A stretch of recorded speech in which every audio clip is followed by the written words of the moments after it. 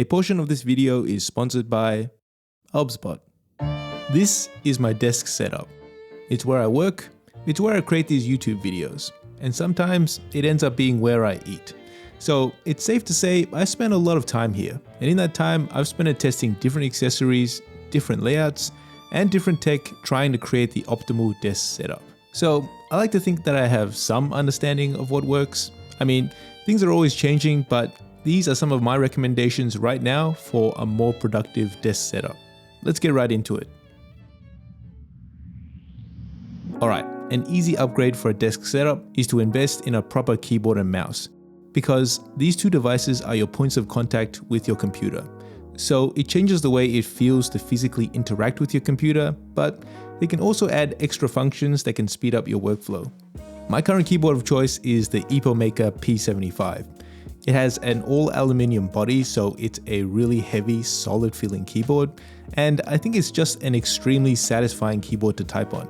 I describe it as a buttery or creamy sort of experience, but I think it sounds really good, especially given that it's a pre-built keyboard coming in at $100. Take a listen for yourself.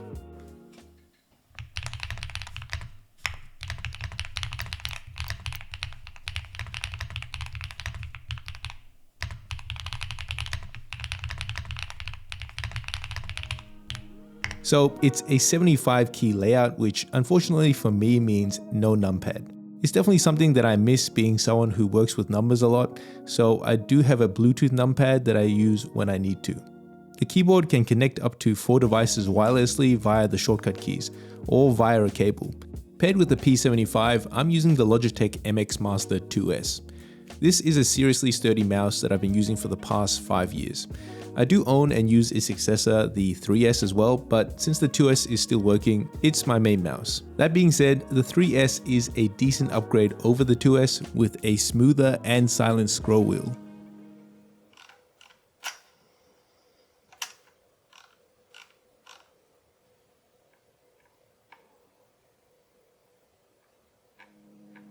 And I'd say the 3S is probably the best productivity mouse on the market right now.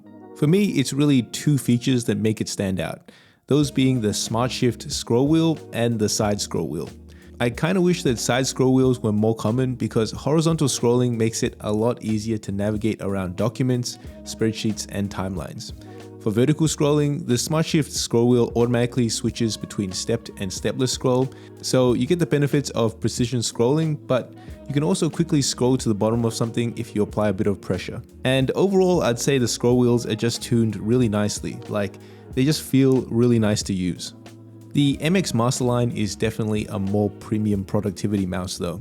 It's a bit pricey, and for the longest time it was the only mouse with a good side scroll wheel, but there are more cost-effective options out there now. For instance, this is the Keychron M6, and at half the price, you get a lot of the same features, like the button customizability through the companion software and the 2 scroll wheels. Plus, the horizontal scroll wheel actually clicks left and right, so there are 2 extra buttons there. But you do miss out on the Smart Shift wheel and the gesture controls, so there are definitely some trade-offs. Then again, it is half the price.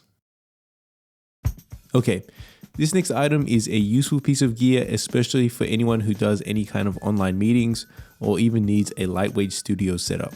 This is the HubSpot Tiny 2 Lite.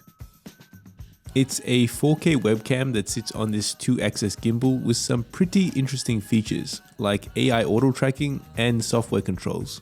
Coming in at $179, the HubSpot Tiny 2 Lite can record up to 4K at 30 frames per second through its half-inch CMOS sensor.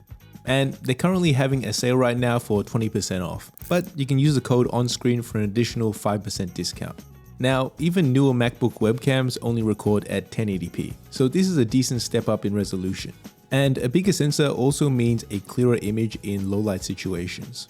Now, since the Tiny 2 Lite has such a compact design and AI auto tracking, you can use it as a lightweight studio / production camera. And it's like having an extra set of hands around, because the Tiny 2 Lite's AI auto tracking will pan and tilt as you move around to keep you centered in frame. So just this month, HubSpot has actually updated the firmware of the Tiny 2 Lite with some new features.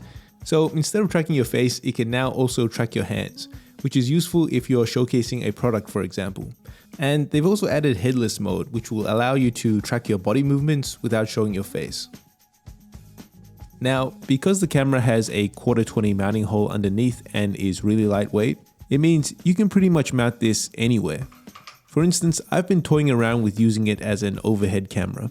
The two hardest things about setting up an overhead shot is dealing with the weight of the camera and also getting the camera perfectly perpendicular to the table. Well, since the Tiny 2 Lite is so light, I can easily mount this on the end of any sort of overhead stand and use the manual controls in the OBSpot companion software to adjust the angles. It also has fast autofocus, so things will stay sharp when I move around. So for the longest time, I've always been interested in the idea of an everything machine. Something that can do everything from handling a creative workflow to playing AAA games. A machine with the flexibility to set up outside or use with some massive monitors for screen real estate. And the latest machine that I've been using is the Lenovo Legion 7i. While this laptop isn't necessarily an upgrade in terms of pure horsepower compared to my desktop PC, it's been more of an upgrade in terms of my workflow. So since I used multiple devices in my workflow, I used to rely on a program called SyncThing to keep various files synchronized between computers. But every now and then I'd run into an issue with conflicting files. So having everything on one device that does everything eliminates the need to sync up with other machines. And the Legion 7i has been a really capable machine with some really great flexibility. So even though this is a gaming laptop, it does come with an SDXC card slot, which is a very handy inclusion for creators, especially considering it has some pretty beefy specs that make it a great creator's machine as well. But I'll get into that a little later. Other ports around the laptop are 3 USB-C ports, one of which has Thunderbolt 4 support, 2 USB-A ports, which means no need for dongles to use older devices, a combo audio jack, and a full-size HDMI port on the back. Inside, the Legion 7i runs an Intel i9-14900HX, along with an NVIDIA RTX 4070 laptop GPU and 32GB of DDR5 memory. So that's plenty of horsepower for gaming and video editing. Running Cyberpunk 2077 with ray tracing set to low, I was able to hit around 60 FPS running a 4K external monitor. And scrubbing through footage has also been really smooth while editing on DaVinci Resolve. One strange quirk I've encountered with this laptop though is the fact that it can't charge through its Thunderbolt port with a dock. You can charge through the same port if you plug it straight into a power adapter, but for some reason it doesn't want to charge when you plug it into a dock. So you can still use all the ports on the dock, you'll just need a second cable to keep the Legion 7i charged. Alright, an accessory that I think people kind of sleep on is a good sound system. I think it's really easy to solely focus on your visual experience without realizing how big of a difference audio can have on your setup. Like, a good set of speakers completely changes the way you experience music, and you can really appreciate a song much more. So I definitely recommend investing in a good set of speakers. The speakers I'm currently using are a set of Edifier R2850DBs, which I have mounted on some speaker stands. Firstly, I really like the way these things look with their wooden enclosure, and they're great because they're a set of active speakers, meaning I don't need a separate amp to drive them, so that's less equipment on my desk and less cables I have to deal with. You have the option to connect to the speakers via the 2 RCA inputs, an optical input, a coaxial input, or if you don't want to mess with any cables, via Bluetooth. And you can control the input via the remote, as well as volume and power. Sound-wise, I think they sound really great. I think I'm particularly impressed by how detailed the speakers sound. Like, vocals sound really crisp, and you can really hear the individual instruments in each song. If you look up the song Cinema by Zion T, the strings at the start of the song sound mint on these speakers. So one thing I have to point out though is the size. They are big speakers, which is honestly something I love because they look badass, but it does mean they take up a lot of space and they're less flexible in terms of mounting options. Alright, it's 2024. Everyone's got a whole bunch of photos and files, so storage is one of those things that you can never have too much of. And I think a NAS is one of the best ways to add additional storage to your setup, especially if you want to access them through different devices. So I've been using the Synology B Station. It pretty much acts like a cloud storage service such as Dropbox or Google Drive, but it's stored locally and you don't have to pay any subscription fees. As far as NASs go, the B Station is probably the easiest one to use. It comes with a pre-installed 4TB hard drive with a setup process that's pretty straightforward. It just involves plugging it into a router, scanning the QR code on the quick start guide, and following a few steps to link the B Station to a Synology account. Then you can sync your files through the B Station portal or the phone and desktop app, and the app integrates into your computer's file management system so you can access your files very easily. Now, since this is an entry-level NAS, there are some downsides. Those being that the software is pretty basic, so there's no Docker support if you want some extra functionality, and there's no RAID support, which might be a deal breaker for some if you want redundancy for a more secure backup. But I think for everyday cloud storage needs, the B Station is a pretty great affordable option. For organization, I've been using a desk shelf by Oakwood. A lot of people use these to help get their monitors to the right height. I personally don't recommend that. If monitor height is a concern, I find that monitor arms are a much more flexible option. But for me, the real advantage is the extra table real estate you get with one of these, especially if you're using a thinner tabletop. I've also been using these with a set of modular drawers to store a bunch of stuff I might want quick access to. They also come with these pen holders for an extra level of organization. And the shelf gives me backspace on the table while letting me hide away other permanent accessories on the desk, such as a monitor control puck, wireless charger, and this dock. But you know, there's more to an office than just a desk. It's important to have a place to store things that you don't always want access to, but enough access that you still want to have them close by. So I use a shelf from Muji. I think interior designers would probably recommend against open shelving like this because it's a bit of a dust magnet. And to be honest, I totally agree.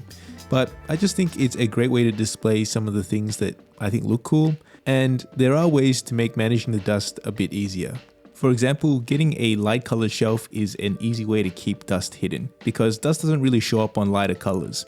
But I also recommend getting a handstick vacuum. This is just a vacuum I picked up from Amazon that's really easy to use because it's so lightweight. And because it's portable, it means I'm way more likely to actually clean my setup.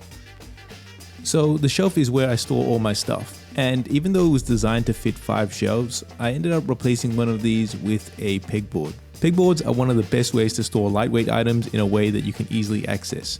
This one is the pegboard from IKEA, which also includes their own ecosystem of accessories like hooks, trays, and containers. The great thing about pegboards is that they're customizable. I can easily move any of these accessories into different spots if my workflow changes in any way. And because it's really easy to see everything, I can grab whatever I need rather than having to reach over other stuff. So this works really well for smaller items like tools, clips, camera batteries, to even my iPad, which slots nicely behind these hooks. And it's a great spot to charge everything because underneath the pegboard I have my charging station, which is a massive convenience. For a long time, I just relied on stock chargers that came with my phone or with my laptop. But a dedicated charging station, it's a bit of a game changer. I mean, not that phone manufacturers even give you stock chargers anymore anyway, so having a dedicated charging station means I don't need to keep taking my chargers out of my EDC bag to plug it in somewhere once I get home. And when I'm finished with something, I know I can bring it back here, plug it in, and it'll be charged next time I need it. So on my shelf, I have some multi-port power bricks set up, which means I can charge up to 10 devices. Plugged into the power bricks, I have a couple of chargers for my camera batteries. This micro USB cable also doubles as a charging cable for my MX Master 2S and game controller. I also have one lightning cable for my AirPod Maxes, but the majority of the charging is done through these magnetic USB-C cables. Alright, those are my recommendations for a desk setup.